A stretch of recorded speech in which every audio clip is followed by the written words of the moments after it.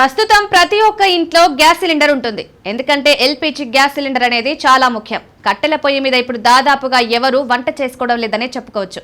అంటే సిలిండర్ పై ఏ స్థాయిలో ఆధారపడ్డామో అర్థమవుతుంది. అందుకే సిలిండర్ రేట్లు కూడా నానాటికి పెరుగుతూనే వస్తున్నాయి.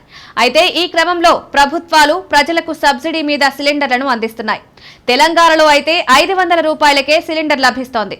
ఇక ఏపీలో అయితే ఉచితంగానే సిలిండర్ పొందొచ్చు. ఇప్పుడు ఈ ఉచిత గ్యాస్ సిలిండర్ విధానంలో కొత్త మార్పులు చేయాలని ప్రభుత్వం భావిస్తోంది. సాధారణంగా అయితే ఉచిత గ్యాస్ సిలిండర్ల పథకాన్ని గమనిస్తే రేషన్ కార్డు కలిగిన కుటుంబాలకు ఏడాదికి 3 సిలిండర్లు ఫ్రీగానే లభిస్తాయి. అంటే 4 నెలలకు ఒక ఉచిత గ్యాస్ సిలిండర్ పొందవచ్చు. మొదటి గ్యాస్ సిలిండర్ అక్టోబర్ 31 నుంచి మార్చి 31 వరకు బుక్ చేసుకోవాలి. రెండో సిలిండర్ ఏప్రిల్ 1 నుంచి జూలై 31 వరకు బుక్ చేసుకోవచ్చు. మూడో ఉచిత గ్యాస్ సిలిండర్ జూలై 1 నుంచి నవంబర్ 30 వరకు బుక్ చేసుకునే వెసులుబాటు ఉంటుంది. ప్రస్తుతం ఈ విధానమే అమలులో ఉంది. అయితే ఇకపై కొత్త విధానాన్ని తీసుకురావాలనే ఆలోచనలో గవర్నమెంట్ ఉంది.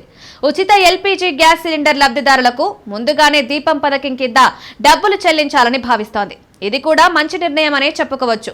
టీడీపీ పొలిట్ బ్యూరో సమావేశంలో ఈ మేరకు నిర్ణయం తీసుకున్నారు. ప్రస్తుతం ప్రజలు తమ డబ్బులతోనే గ్యాస్ సిలిండర్ బుక్ చేసుకోవాల్సి ఉంటుంది. అయితే 911 రూపాయలు పెట్టి సిలిండర్ బుక్ చేయాలి. అటుపైన ఎల్పీజీ గ్యాస్ సిలిండర్ డెలివరీ అయిన తర్వాత 48 గంటల్లో మీ డబ్బులు మళ్లీ తిరిగి బ్యాంక్ అకౌంట్లో జమ అవుతాయి. ప్రస్తుతం ఇలా కొనసాగుతూ వస్తోంది. అయితే కొంతమంది లబ్ధిదారులకు ఈసారి అంటే రెండో విడత సిలిండర్ బుక్ చేసుకున్న తర్వాత డబ్బులు తిరిగి అకౌంట్లలో పడలేదనే విమర్శలు వచ్చాయి. ప్రభుత్వపు కొత్త విధానాన్ని అమలు చేస్తే ఇలాంటి ఇబ్బందులు ఉండవని చెప్పుకోవచ్చు. ఉచిత గ్యాస్ సిలిండర్ స్కీమ్ లబ్ధిదారుల బ్యాంక్ ఖాతాలో సిలిండర్ బుకింగ్ కన్నా ముందే నగదు చెల్లించాలని నిర్ణయించినట్లు మంత్రి కింజారపు అచ్చెన్నాయుడు వెల్లడించారు. సంవత్సరంలో ఉచితంగా అందించే 3 ఎల్పీజీ గ్యాస్ సిలిండర్ల డబ్బును ఒకేసారి చెల్లించాలని నిర్ణయించినట్లు తెలిపారు. అంటే ప్రస్తుత సిలిండర్ ధర 911 రూపాయల వద్ద ఉంది. 3 సిలిండర్లకు 2733 రూపాయలు అవుతోంది.